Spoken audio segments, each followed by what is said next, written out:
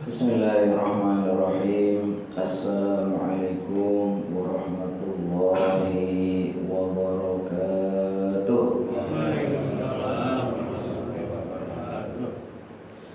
Alhamdulillahi mu'izzi man ata'ahu wattaqah wa mudhilli man adha'a amrahu wa 'asah alladhi waffaqa ahla ta'atihi lil 'amali bima yardah ونهى عن معصيته ما قدره عليه وقضاه أشهد أن لا إله إلا الله وحده لا شريك له وأشهد أن محمدا عبده ورسوله لا نبي بعده اللهم صل وسلم على سيدنا محمد وعلى آله وأصحابه وأنصاره وجنوده ومن استنى بسنته إلى يوم القيامة أما بعد يقول الله تعالى في كتابه الكريم يا أيها الناس اتقوا ربكم الذي خلقكم من نفس واحدة وخلق منها زوجها وبث منهما رجالا كثيرا ونساء واتقوا الله الذي تساءلون به والأرحام إن الله كان عليكم رقيبا ويقول سبحانك لا علم لنا إلا ما علمتنا إنك أنت العليم الحكيم رب اشرح لي صدري ويسر لي أمري واحلل عقدة من لساني يفقهوا قولي اللهم إنا نسألك علما نافعا ورزقا طيبا وعملا متقبلا اللهم علمنا ما ينفعنا وانفعنا بما علمتنا وزدنا علما ينفعنا آمين آمين يا رب العالمين Hadratal mukarramin wal mukarramat seluruh jamaah di Masjid Al-Falah yang insyaallah sesuai dengan namanya Al-Falah artinya apa? Kemenangan, kebahagiaan, keberuntungan. Insyaallah semua yang rajin ke masjid ini insyaallah akan menjadi orang-orang yang beruntung, orang-orang yang bahagia, yang selalu menang insyaallah dalam segala urusan dimudahkan. Wabil khusus kepada para sesepuh, para tokoh, para bapak haji, khususnya pengurus TKM yang tidak saya sebut satu persatu, tidak mengurangi rasa ta'zim saya, hormat saya kepada bapak ibu semua yang insyaallah jauh lebih soleh ya daripada saya. Saya datang ke sini, bapak-bapak sudah semua kumpul di sini udah di depan. Saya datangnya telat. Subuhnya cepat sekali ya.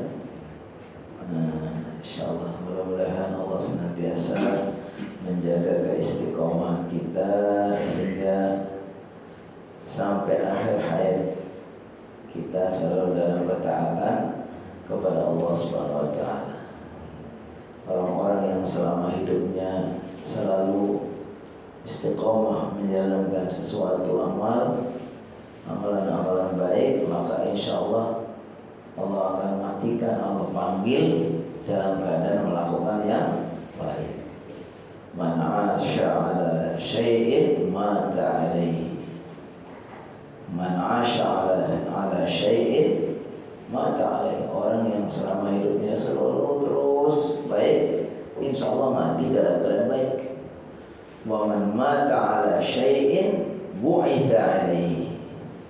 Orang yang matinya dalam keadaan baik, husnul khotimah, maka kelak di akhirat dibangkitkan dalam keadaan baik, menghadap Allah dengan senang. Wujuh yawma idzin nadhirah.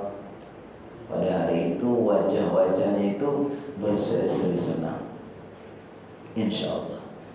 Alhamdulillah pada pagi yang penuh berkah, waktu yang berkah, di tempat yang berkah, di masjid kita sedang melakukan amal yang selalu penuh berkah, ngaji. Ya, Masya Allah. Ini hanya Allah berikan kepada hamba-hamba yang Allah rahmati, Allah sayangi.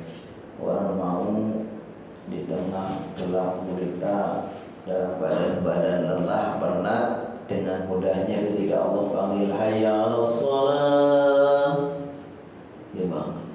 As-salatu khairum minan naum. Dia langsung bangun. Bahkan belum dipanggil sudah bangun duluan. Habis itu dia segera merapat, memenuhi panggilan Allah, datang ke rumah Allah, ke masjid, sholat. Diawali dengan sholat 2 rakaat sebelum subuh, yang nilainya pahalanya lebih baik daripada dunia seisinya. Menurut Allah, dunia ini nggak ada artinya. Makanya orang kafir yang nggak beribadah, bahkan ada yang nggak mengakui Allah pun Allah kasih rezeki. Ya. Bahkan kadang-kadang malah udah dikasih aja, biarin aja lah. Kasih yang banyak malah, ya kan?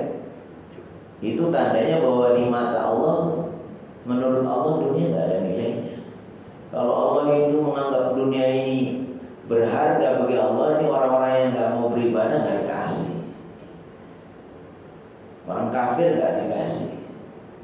Dan makanya kata Rasulullah SAW, "Lau kanatid dunya mithla janahu ba'idha 'indallah." Kalau Rasulullah SAW, seandainya dunia ini nilainya ya seberat sayap nyamuk, maka harusnya orang-orang kafir itu tidak dikasih rezeki.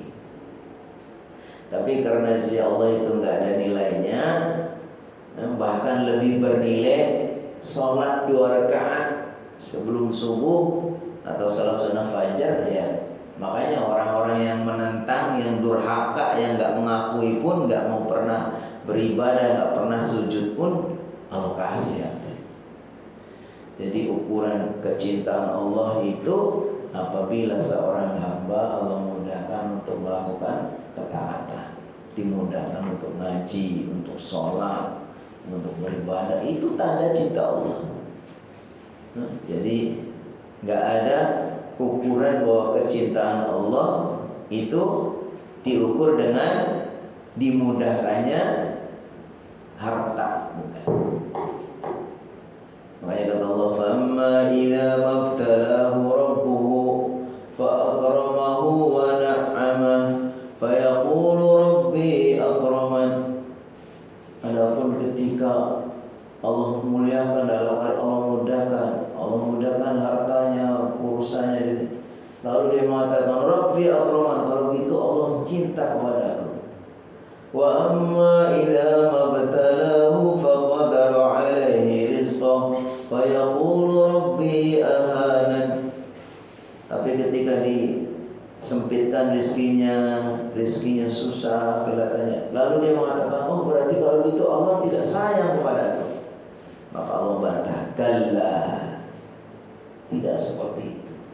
Jadi kita nggak usah silau kalau kita ini maunya urusan hartanya kok agak susah. Ini yang nggak pernah sholat menentang Allah kok Allah mudahkan, nggak usah susah. Jangan sampai kita salah pandang, salah anggap, oh saya ngapain saya rajin-rajin ibadah, hidupnya susah. Jangan. Karena ukuran kecintaan Allah itu bukan diukur dari urusan-urusan dunia. Ukurannya adalah kayak kita ini. Kalau Allah mudahkan rajin ibadah, rajin ngaji, rajin melakukan beramal soleh, itu insya Allah kita yakin, seyakin-yakinnya itulah tanda Allah mencintai kita. Terakhir kita sedang mengkaji tentang Maulid, ya. Seingat ya, kayaknya nggak bolong, insya Allah bulan yang lalu. Jadi kita sedang mengkaji Maulid yang secara umum kesimpulannya ada memang orang-orang yang menganggap bahwa Maulid itu haram, itu bid'ah dolalah. Kenapa? Karena mereka salah niat. Ngadakan Maulid seperti ngadakan perayaan Natal. Kalau orang Nasrani merayakan kelahiran Nabi Isa, ini orang Muslim umumnya merayakan seperti merayakannya orang Natalan. Itu berarti hukumnya haram. Atau orang merayakan Maulid siapa dengan merayakan Idul Adha atau Idul Fitri. Karena dalam Islam yang ada hari raya itu hanya dua, Idul Adha dan Idul Fitri. Kalau buat hari raya yang lain berarti hukumnya haram. Itu haram dan bid'ah dolalah. Tapi kalau niatnya untuk mensyukuri nikmat Allah, kita dikasih sosok seorang panutan yang luar biasa, terbaik, manusia terbaik di muka bumi ini tanpa kita minta. Istilahnya nggak ngajuin proposal, tapi Allah turunkan seorang nabi yang menjadi sebab kita semua mendapatkan hidayah. Kita semua sebab selamat. Kita dikeluarkan minaz zulumat, dari kegelapan keimanan menjadi terang benderang. Makanya kata Allah, laqad manallahu 'alal mu'minina idh ba'atsa fihim rasulan min anfusihim. Sungguh Allah telah memberikan karunia kepada orang mukmin ketika mereka diutus kepada mereka seorang nabi. Makanya kita ketika datang bulan Rabiul Awal atau sebetulnya kapan saja, makanya waktu Maulid itu enggak definitif. Ada memang kalau di kalender kita sudah ditetapkan tanggal 12. Tapi kalau kita baca sirah sebetulnya banyak versi yang lain. Hikmahnya apa? Hikmahnya kalau kita itu supaya jangan kayak persis hari raya Idul Adha, Idul Fitri atau persis seperti orang lain memperingati Natal. Karena kita ya kapan saja. Semalam aja saya diundang untuk Maulid. Cuman saya berhalangan karena pas kebetulan, maksudnya diundang untuk hadir. Artinya ya silakan saja. Karena Maulid yang kita maksud di sini datang dalam rangka untuk bersyukur kepada Allah. Kita membaca sholawat, kita dihadirkan seorang ustadz lalu menerangkan tentang sejarah perjuangan Nabi, bagaimana keutamaan akhlak Nabi. Jadi itu di situ nggak ada ritual-ritual yang insya Allah semuanya itu melanggar syariat. Makanya dalam versi ini orang Maulid hukumnya mandubah. Mandubah itu dianjurkan. Silakan saja dianjurkan. Versi ini kalau niatnya dalam rangka menumbuhkan rasa cinta lebih mengenal Nabi, karena dengan kita mendengarkan sirah nabawiyah perjuangan Nabi, kita akan lebih tahu bagaimana meneladani Nabi. Karena kata Allah Subhanahu wa taala, "Qul in kuntum tuhibbunallah fattabi'uni." Katakanlah wahai Muhammad, seandainya kalian itu betul-betul mencintai Allah, maka ikutilah aku. Nah, kalau kita kepengen mengikuti Rasulullah SAW, artinya kita lebih mengenal. Ini versi kedua bahwa Maulid itu hukumnya mandubah, dihimbau, dianjurkan.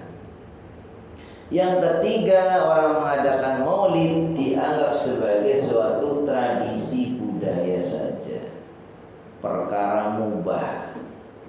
Kalau kita ngerayain bawa tumpeng, bawa makanan apa, kemudian memakai pakaian yang bagus, hanya sekadar budaya, karena memang tidak semua mengadakan Maulid. Tapi ada daerah-daerah yang begitu sungguh-sungguh mengadakan, ya, bikin tumpeng yang segede-gede ya. Kalau seperti itu dianggap sebagai tradisi saja, budaya. Budaya itu menurut para ulama bukan sebagai sesuatu yang masuk dalam agama, sehingga tidak boleh dikategorikan sebagai bid'ah. Karena bid'ah itu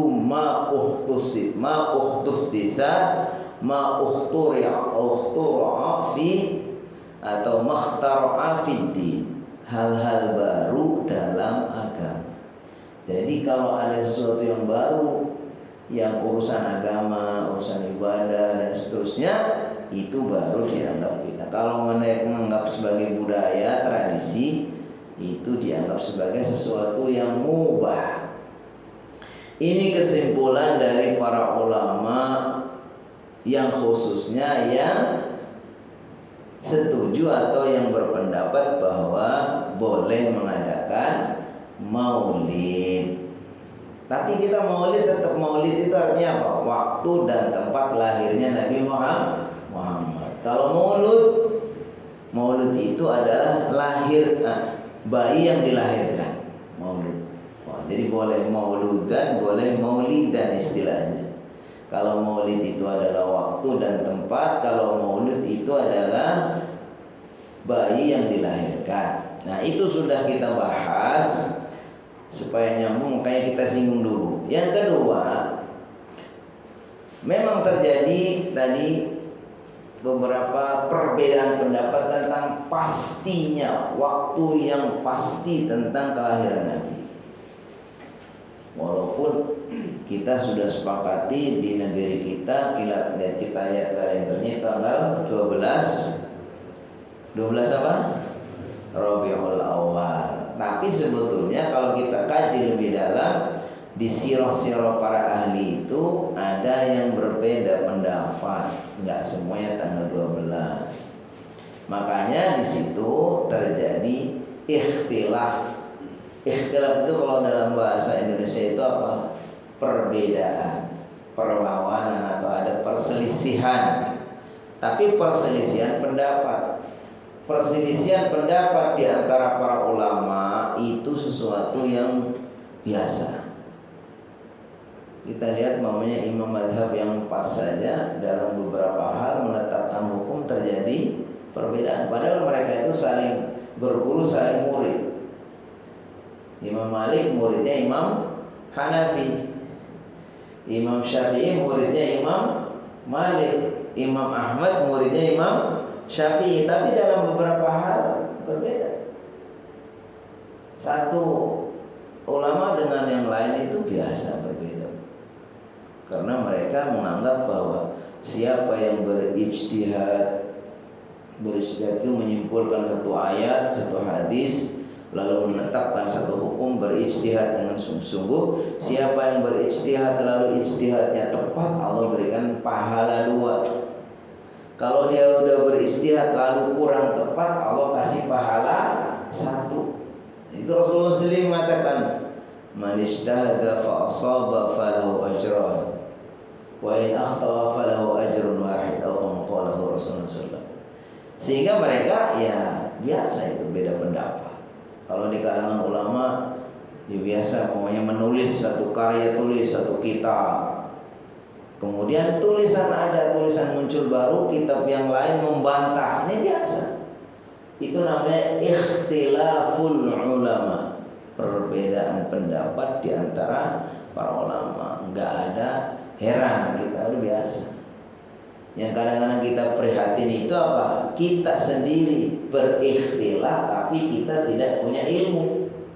Namanya ikhtilaful juhala.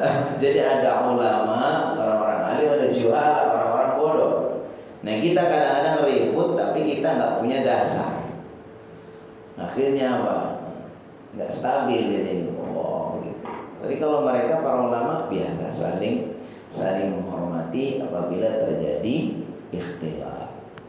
Dan ikhtilaf itu biasanya hanya terjadi dalam perkara-perkara agama yang sifatnya ijtihadiyah. Yang sifatnya ijtihadiyah itu bukan ayat yang qat'i, bukan hadis yang pasti, bukan. Tapi biasanya dalam perkara-perkara yang ijtihadiyah, kayak orang boleh nggak sih memperingatin maulid? Ya itu terjadi ikhtilaf, itu hal yang biasa karena bukan sesuatu yang qat'i, yang jelas-jelas pasti. Baik.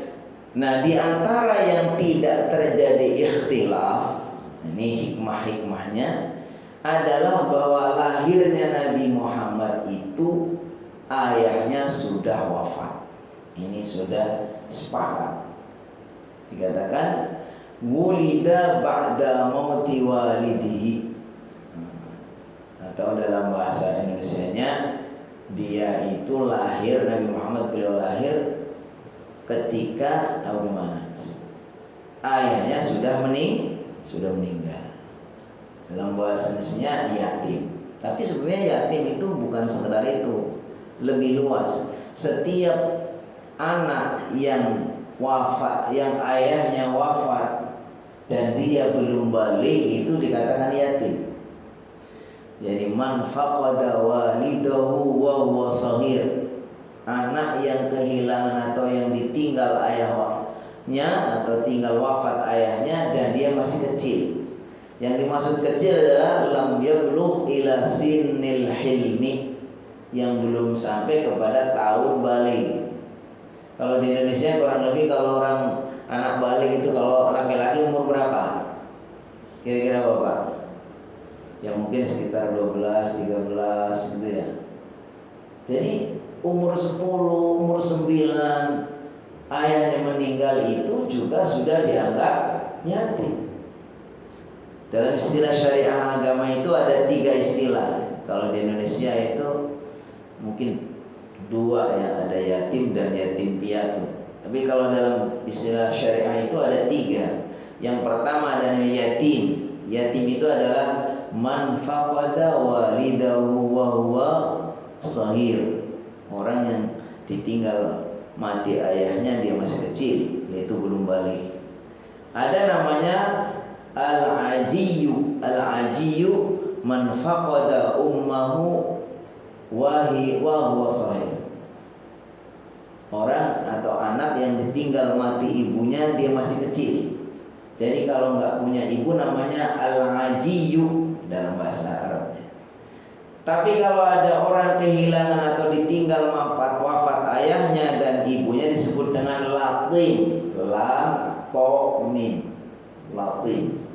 Jadi ada yatim, ada ajiyun, ada latimun. Kalau orang Indonesia menyebut latim itu yatim piatu, nggak punya bapak, nggak punya ibu. Disebutkan bahwa Nabi Muhammad itu karena dia lahir bapaknya belum lahir, ayahnya sudah wafat, maka kata Ibnu Katsir disebut dengan ablahul yutmi wa a'la maratibihi. Dan kitab Al-Bidayah wa Nihayah di sini dinukil oleh penulis kitab ini, Ibnu Katsir mengatakan bahwa keyatiman Nabi Muhammad itu betul-betul sempurna dan itu derajat keyatiman yang paling tinggi. Maksudnya betul-betul yatim. Karena yatim itu asal dia belum balik, ayahnya meninggal itu sudah dianggap sebagai yatim. Tapi kalau yatimnya Nabi Muhammad itu betul-betul sempurna karena dia masih dalam kandungan, ayahnya sudah meninggal. Ibnu Katsir menyebutnya ini sebagai ablaghul yatim wa a'la maratibih. Yatim yang betul-betul sempurna dan itulah derajat keyatiman yang paling tinggi. Karena kalau ayahnya wafat umurnya sudah 10 tahun bisa aja disebut yatim. 11 tahun mungkin bisa. Asal belum balik itu disebut yatim. Tapi keyatiman Nabi Muhammad itu betul-betul sempurna karena dia masih dalam kandungan, ayahnya sudah meninggal. Hikmahnya apa disebutkan? Wa la'alla yutmahu kaila yakuna lil mubtilina sabilun an yaqulu inna Muhammadan talaqqa da'watahu hadhihi bi irsyadin wa tawjihin min walidihi. Hikmah yang kita ambil, kenapa sih begitu sempurna keyatiman Nabi Muhammad? Karena supaya nggak ada alasan, nggak ada peluang, nggak ada kemungkinan orang-orang yang tidak percaya kepada Nabi, orang-orang kafir, orang-orang Quraisy itu nggak akan ada kemungkinan untuk menuduh bahwa kehebatan Nabi menjadi orang yang hebat, diturunkan ayat, diturunkan hadis, dia menyampaikan hadis, akhlaknya begitu mulia, begitu banyak orang yang mencintainya itu, nggak akan ada orang yang nuduh bahwa itu diajari sama ayahnya. Karena memang bagaimanapun faktor keturunan keluarga itu menentukan loh kesuksesan seseorang. Apalagi di zaman dahulu. Kalau zaman dahulu itu ada seorang raja mangkat itu, anaknya masih kecil, dia yang akan jadi raja. Dia dipilih sebagai calon raja, nanti untuk melaksanakan pemerintahannya, kekerajaannya, dipilihlah fatihnya, wakilnya siapa. Tapi dia itu sebagai raja. Karena menurut dia bahwa yang namanya anak macan itu gonggong kata orang Jawa.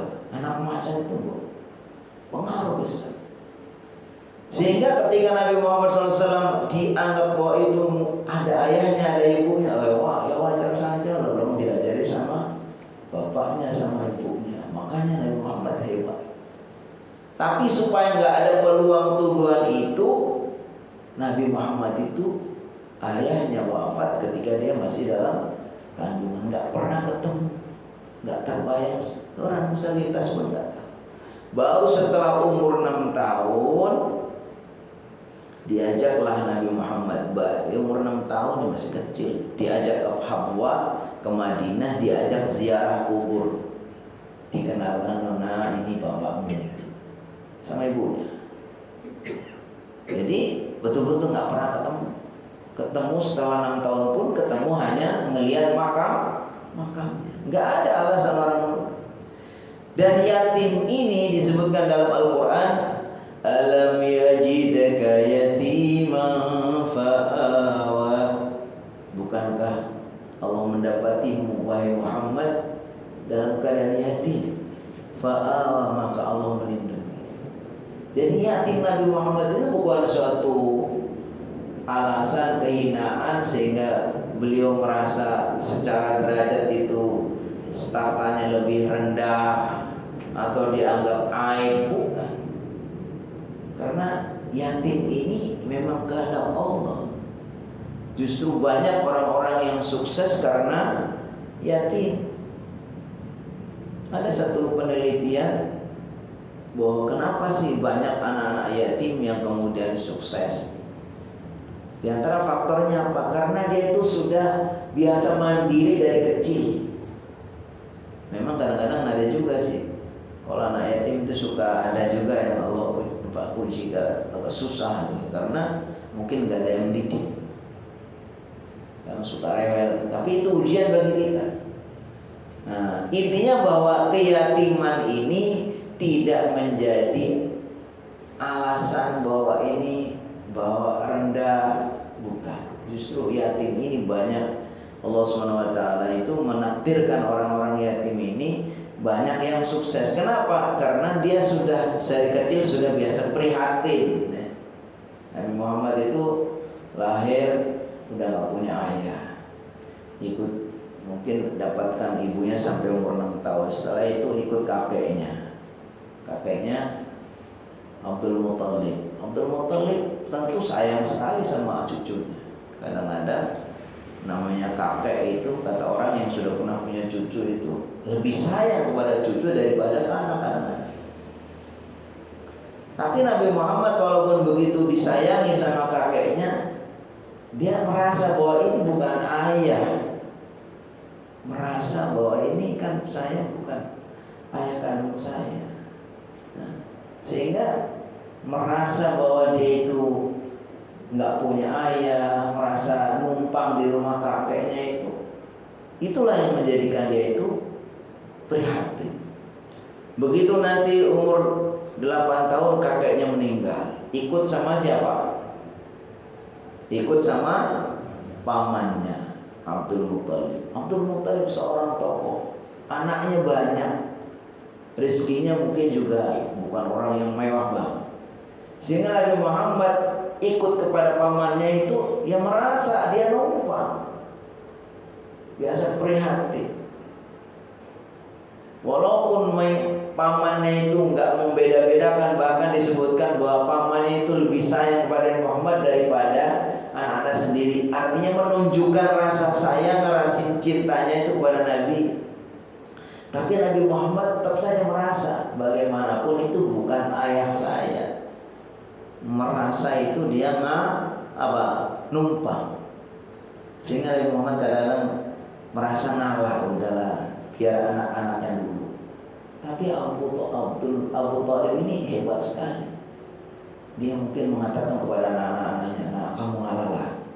Kasihan kalau bukan kita siapa yang nyanyi itu, nggak punya ayah. Jadi Abu Thalib dan keluarganya juga begitu sayang mendahulukan Nabi Muhammad, tapi Nabi Muhammad itu juga merasa bahwa dia itu lupa. Hal-hal kayak gini nih yang membuat orang itu sukses. Dari kecil sudah biasa mandiri, nggak tergantung pada orang, nggak suka ngerepotin orang. Nah di sini disebutkan hikmahnya diantaranya memang di samping Nabi Muhammad SAW itu lahir sudah tidak punya ayah, tapi juga itu di situ ada pesan bahwa keyatiman Nabi Muhammad itulah justru yang akan mengantarkannya dia lebih siap nanti ketika diangkat sebagai nabi. Karena sejak kecil sudah biasa prihatin, udah biasa mandiri, ya kan? Jadi orang kalau sudah biasa mandiri, ya nanti besarnya insya Allah akan berhasil. Karena hidup ini kan ibarat roda, kadang ada di atas, kemudian di bawah susah, ya kan? Pasang surutnya itu kalau orang udah biasa prihatin, biasa menghadapi kehidupan yang susah, ya nggak masalah. Ya, tapi di sini disebutkan bahwa Nabi Muhammad SAW ya di antara hikmahnya supaya nggak ada tuduhan, nggak ada alasan orang menuduh bahwa kehebatan Nabi Muhammad SAW itu adalah warisan dari keluarganya, adalah itu karena diajari sama orang tuanya. Karena orang tuanya semua itu adalah keluarga terhormat, keluarga Bani Muthalib atau Bani Hashim. Itu keluarga yang bangsawan. Bangsa Quraisy itu termasuk bangsawan, sehingga ya Nabi Muhammad itu kalau lengkap dididik sama ayah ibunya, orang akan dengan mudahnya mengatakan yalah hebat orang anaknya, orang hebat gitu. Itu poin yang pertama. Yang kedua, anna fi nash'atihi yatiman yaj'aluhu aktsara ihsasan bil ma'anil insaniyah an-nabilah. Fasahibut tajrubah adra mimman lam yamurra bihadhihi tajrubah. Wa ibnul aghniyai la ilma lahu bi mu'anatil fuqara. Ini pelajaran yang kedua, bagus sekali ditulis dalam kitab ini, bahwa Nabi Muhammad SAW terlahir dalam keadaan yatim dan dia tumbuh kecil dalam keadaan yatim agar menjadikan dia itu ihsasan bil ma'anil insaniyah, biar betul-betul merasakan nilai-nilai kemanusiaan yang mulia. Dia belum merasakan bagaimana sih kehidupan real di masyarakat, kemanusiaannya itu supaya terangsang. Orang kalau biasa hidup susah gitu, ketika dia merasakan susah itu dia akan ingat orang lain. Ya Allah, dulu betapa saya susah. Sehingga itu hatinya mudah terenyuh, mudah lembut. Di antara untuk melembutkan hati adalah melihat orang-orang susah, termasuk disebutkan dalam hadis itu ada seorang sahabat datang kepada Nabi, lalu Rasulullah mengatakan, hal tuhibbu an talina qalbuk wa tudriku hajatak. Mau enggak kamu saya ajarkan bagaimana supaya hati kamu lembut dan cita-cita kamu, harapan-harapan kamu bisa tercapai. Kemudian sahabat itu mengatakan, mau wahai Rasulullah SAW, kalau gitu apa? Irhamil yatim, sayangi anak yatim. Imsah rasahu, usap kepalanya. Wa athim ta'amaka, atau berikan makan sebagaimana kamu makan. Jadi untuk menunjukkan, untuk supaya kita hatinya sayang, punya rasa empati itu, kita lihat orang susah, di antaranya yatim. Kita disuruh menyayangi dia, ya kan? Makanya kata Rasulullah SAW, ana wa kafilul yatim, hakadha fil jannah. Rasulullah SAW, saya dan orang yang merawat anak yatim seperti ini nanti di surga, maksudnya begitu dekatnya. Makanya kalau kita punya ponakan, punya saudara yatim itu kesempatan, jangan sia-siakan. Jangan dulu waktu punya bapak baik, giliran bapaknya meninggal, sia-siakan, kebalik gitu. Karena salah satu yang akan menjadikan hati kita lembut, memudahkan hajat-hajat kita itu tercapai, itu justru apa? 3. Sayangi anak yatim, usap kepalanya. Ini musapnya jangan kalau bulan apa tadi? Kalau kita di sini ada raya yatim, bulan apa itu? Hah?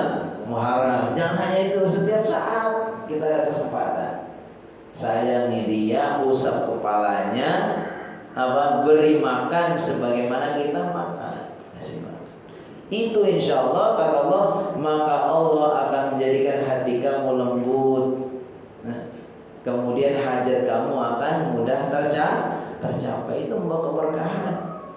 Dan itu dirasakan sekali, keyatiman Nabi Muhammad itu berkah. Makanya Ibunda Halimah As-Sa'diyah itu disebut dengan As-Sa'diyah, artinya sa'adah, bahagia. Karena dulu, jadi tradisi di zaman dulu itu ibu-ibu tuh buruh menyusui anak. Cari kalau ada orang punya bayi nawarkan, "Bu, mau nggak ini saya susuin?" gitu kan, tapi dibayar.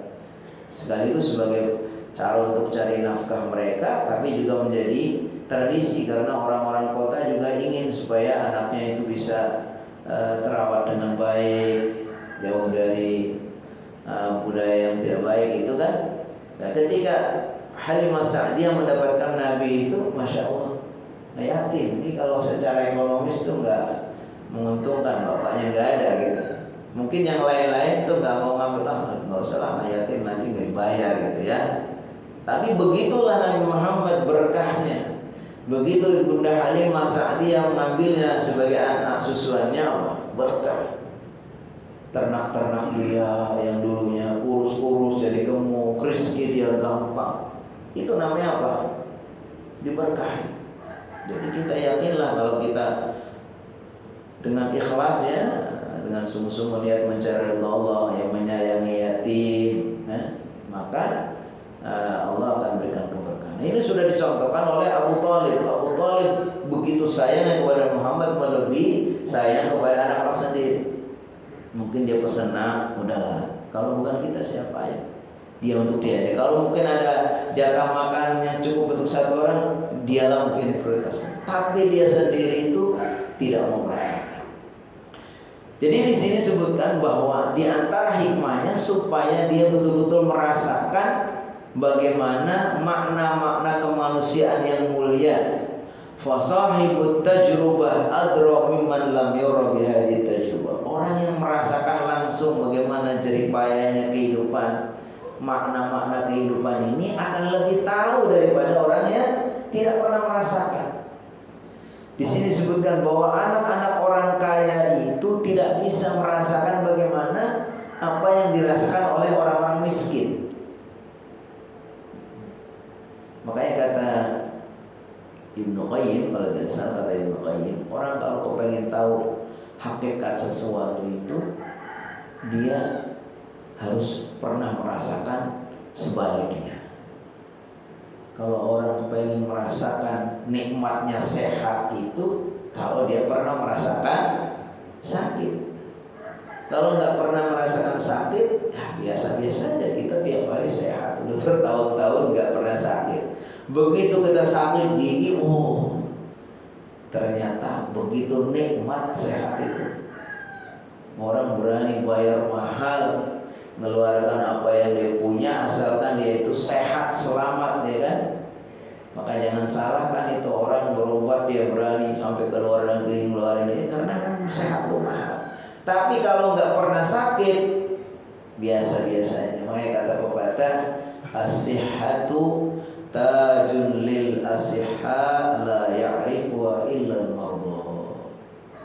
Kata pepatah yang bagus sekali, sehat itu ibarat mahkota. Mahkota yang dipakai orang-orang sehat. Tapi mahkota itu nggak diketahui kecuali orang yang sakit. Jadi orang lagi sehat itu sebetulnya Allah kasih kemuliaan seperti mengenakan mahkota.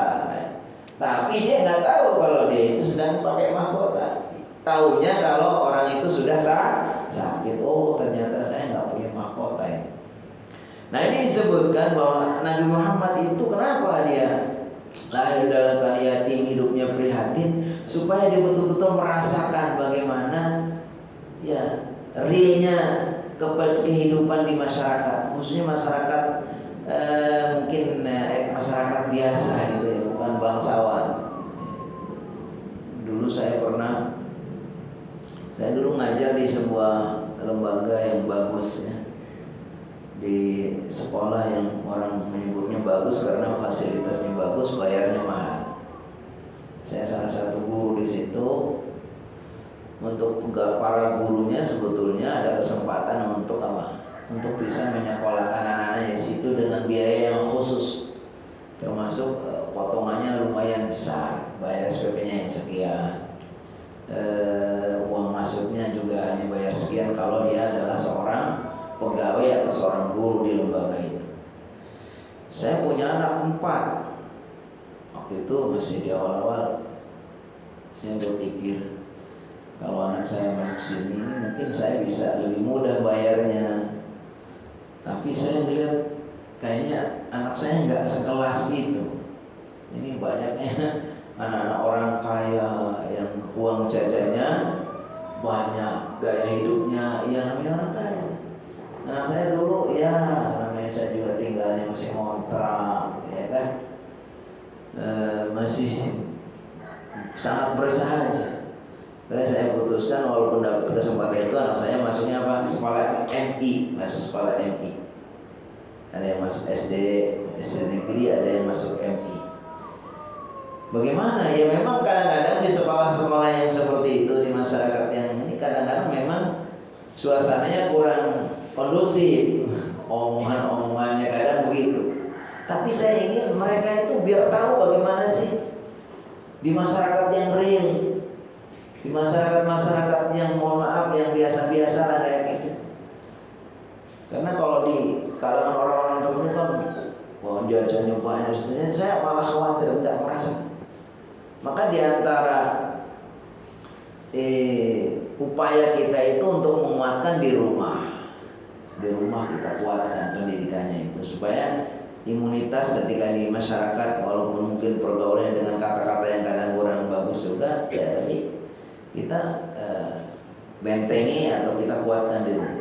Salah satu yang saya masih ingat itu, anak saya cerita itu, saya yang bayi kecil itu cerita bahwa di sekolah dia punya temannya itu sekeluarga itu anak pada menderita paru-paru. Ini real masyarakat ya di kampung-kampung itu, karena sekolahnya di MI madrasah madrasah diniyah itu di MI, madrasah Islamiyah yang masyarakatnya orang-orang kampung situ. Di antara yang dia ceritakan itu ada punya teman kena penyakit paru-paru dan keluarganya kakak-kakaknya adiknya juga banyak yang kena paru-paru. Ternyata apa? Di antara sebabnya itu bapaknya itu ngerokok terus. Bapaknya perokok berat. Ibunya sering berantem sama bapaknya, ngelarang. Enggak apa, kasihan anak-anak kita. Jangan egois sekali, mungkin begitu. Bapaknya kerjanya serabutan, kadang punya uang, kadang enggak. Tapi kalau ngerokoknya dinas. Kalau untuk beli rokok punya aja gitu ya. Untuk beli rokok punya aja. Tapi untuk belanjain ibunya kadang dikasih belanja kalau ada, kalau enggak. Nah kalau yang anaknya juga sekolahnya mungkin. Jadi kadang-kadang hal kayak gini nih kita akan dapatkan dari masyarakat. Ya. Dan itulah realita di masyarakat kita. Kadang-kadang seperti itu ada. Tapi dengan seperti itu supaya dia tahu.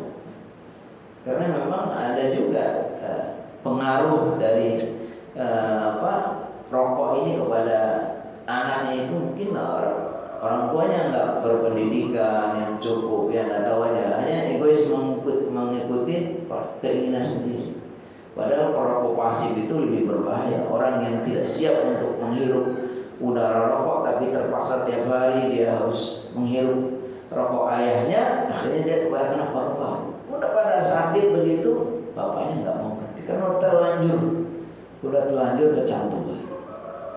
Ini yang saya ingin ceritakan, bahwa kadang-kadang itu kita bisa merasakan bagaimana kehidupan yang yang nyata di masyarakat itu karena kita langsung. Makanya di sini disebutkan orang yang merasakan langsung bagaimana kehidupan itu akan lebih tahu daripada orang yang hanya secara teori. Kalau orang-orang kaya, anaknya orang-orang kaya, di rumahnya dengan fasilitas yang lengkap, dimanjakan, semua dilayani, untuk keperluan makannya apa yang pulang dari sekolah pun sepatunya, tasnya dilempar, semua yang ngurusin bibi, mau berangkat begitu.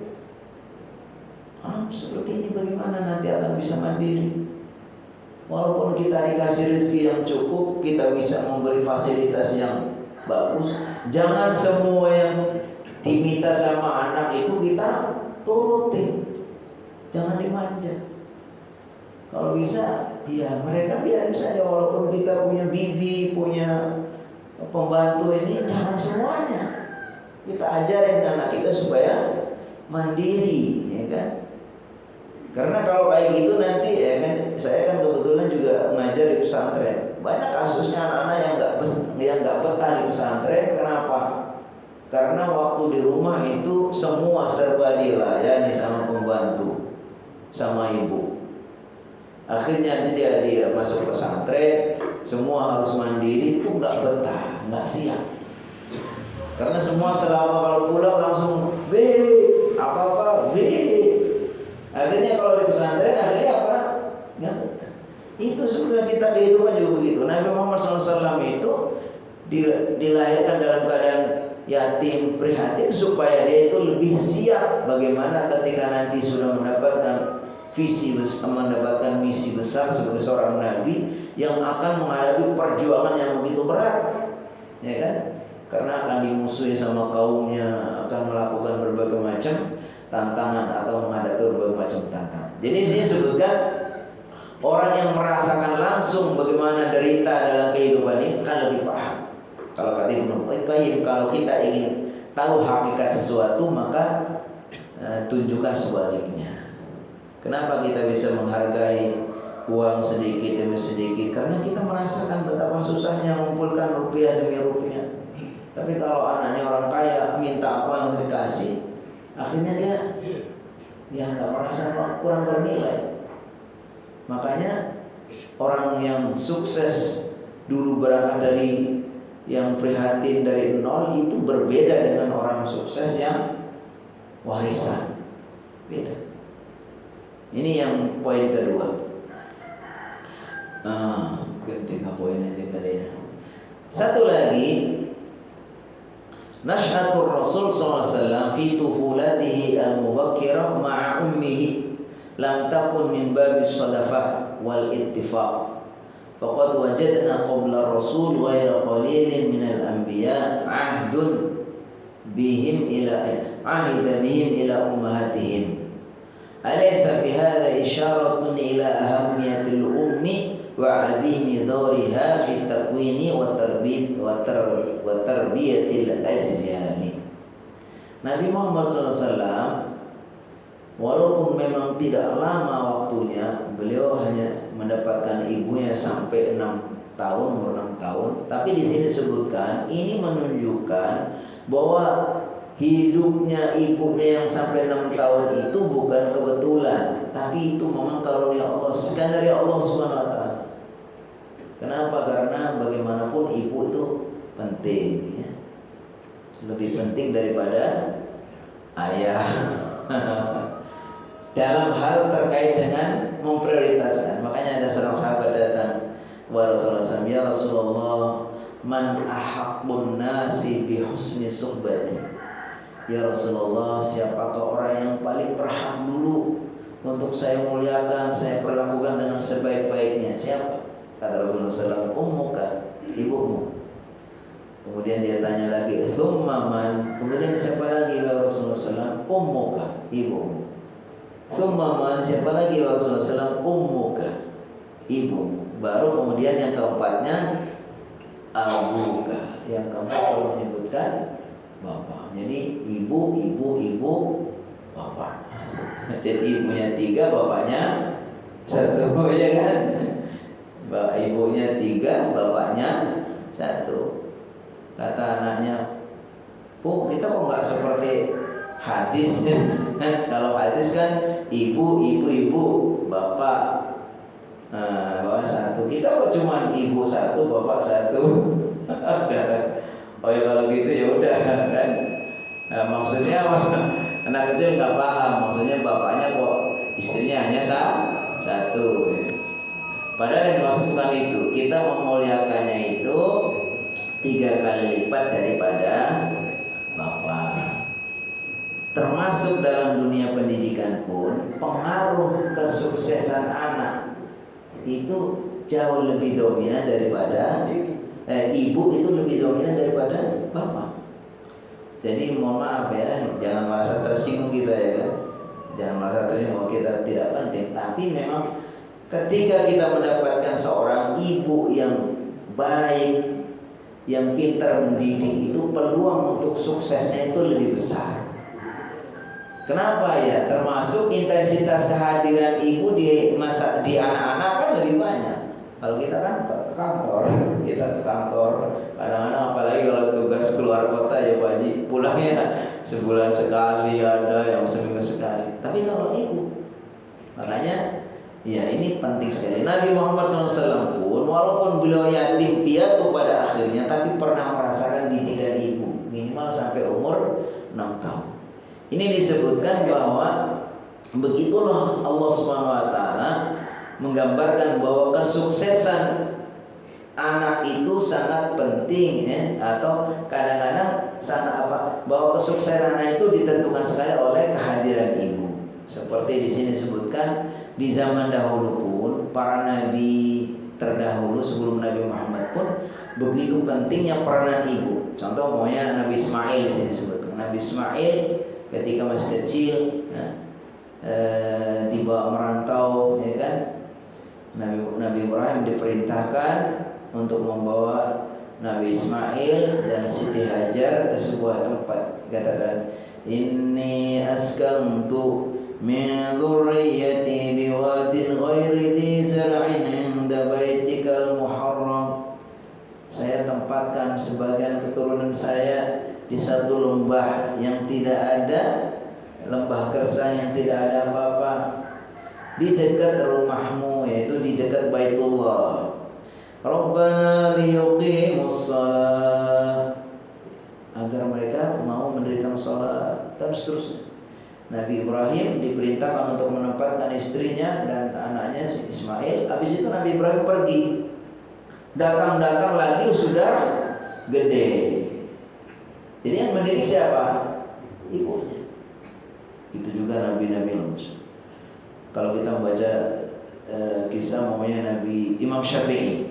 Imam Syafi'i ketika umur 2 tahun ayahnya sudah meninggal. Yang mendidik berarti siapa? Ibunya. Setelah itu dibawalah hijrah dari Gaza, dari Palestina, diajak hijrah ke Mekah. Jadi ketika di Mekah dididiklah sama ibunya. Sampai umur 7 tahun Imam Syafi'i sudah hafal Al-Quran. Itu mendidik siapa? Ibunya, karena 2 tahun ayahnya sudah meninggal. 11 tahun sudah bisa menghafal kitab Muwatta. Kalau lagi mau ngaji, ibunya lah yang nyari-nyarikan, cari kertas, cari berbagai macam. Karena zaman itu nggak gampang nyari buku ya, untuk media untuk menulis. Akhirnya menjadi seorang ulama yang begitu hebat. Itu siapa yang mendidik? Ibu. Atau kita membaca Imam Malik. Imam Malik juga disebutkan seperti itu. Imam Malik dididik sama ibunya. Di antara bentuk kesungguhan ibunya mendidik apa? Sebelum subuh dia sudah dibangunkan, sudah dicarikan pakaian yang terbagus, sudah pakaian seorang ulama itu, pakaian yang bagus, kemudian diantar ke masjid. Kira-kira ada nggak kita seorang ibu yang kayak gitu? Sebelum subuh anaknya dibangunin, suruh mandi apa semua, langsung diantar ke masjid, ditungguin. Gimana nggak berhasil? Jadi di sini memang betapa pentingnya peranan ibu. Makanya kalau kita ada kesempatan ya, kalau kita masih muda belum dapat istri, kita nyari istri yang terbaik. Sekarang udah terlanjur cari mantunya aja ya. Kalau kita punya laki-laki, cari mantu yang insya Allah akan mendidik cucu-cucu kita. Baik, itu barangkali beberapa hal penting ya terkait dengan pendidikan Nabi Muhammad SAW. Bagaimana sampai beliau menjadi orang hebat. Ternyata di antara rahasianya beliau menjadi yatim supaya tadi hikmahnya ada 3. Nggak ada alasan untuk menuduh beliau itu adalah karena kehebatan, karena keluarganya. Yang kedua, supaya dia itu merasakan bagaimana makna kehidupan di masyarakat. Yang ketiga, bahwa Nabi Muhammad SAW itu walaupun yatim tapi ada ibunya, supaya mendapat kesempatan untuk dididik sama ibunya minimal sampai umur berapa? 6 tahun. Waktu juga yang membatasi kita karena sudah suruh. Mungkin apabila ada yang mau menambahkan atau menyampaikan sesuatu, falyatafadhal. Kalau tidak ada, kita anggap semua sudah pintar, semua sudah paham, sehingga tidak ada yang bertanya dan tidak ada yang mau disampaikan.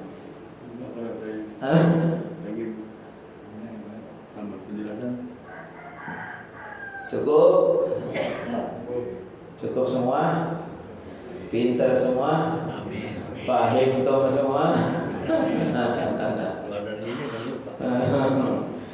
Terima kasih. Mudah-mudahan Allah SWT berikan ilmu yang bermanfaat untuk kita amalkan dalam kehidupan kita. Marilah kita sempurnakan dengan sama-sama berdoa kepada Allah SWT agar Allah memberikan kita istiqomah di dalam ketaatan kepadanya. Amin amin ya rabbal alamin. Alhamdulillahirabbil alamin. Hamdan yuwafi ni'amahu wa yukafi mazidah. Ya Rabbana lakal hamdu kama yanbaghi li jalali wajhika wa 'azimi sultanik.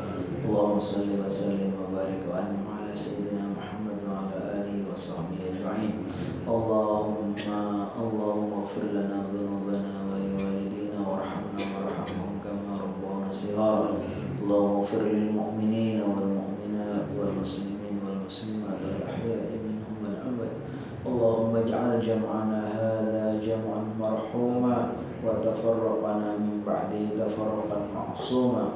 Allahumma inna nas'aluka al-huda wat-tuqa wal-'afafa wal-ghina. Allahumma inna nas'aluka ilman nafi'a wa rizqan tayyiba wa 'amalan mutaqabbala. Allahumma inna nas'aluka min al-khairi kulli 'ajilihi wa ajilihi ma 'alimna minhu wa ma lam na'lam, wa na'udzu bika min asy-syarri kulli 'ajilihi wa ajilihi ma 'alimna minhu wa ma lam na'lam. Allahumma inna nas'aluka ridhaka wal jannah wa na'udzu bika min sakhatika wan nar. Allahumma inna nas'aluka al jannah wa ma qarraba 'alayha min qawlin wa 'amal, wa na'udzu bika minan nar wa ma qarraba ilayha min qawlin wa 'amal. Rabbana atina fid dunya hasanah wa fil akhirati hasanah wa qina adzaban nar. Wassallallahu ala Muhammad wa ala alihi wa sahbihi ajma'in. Subhana rabbika rabbil izzati amma yasifun. Wassalamun ala mursalin walhamdulillahi rabbil alamin. Mari kita tutup dengan sama-sama baca doa kifaratul majlis. Subhanakallahumma wa bihamdika asyhadu an la ilaha illa anta astaghfiruka wa atubu ilaik. Wabillahi taufiq wal hidayah. Wassalamualaikum warahmatullahi wabarakatuh.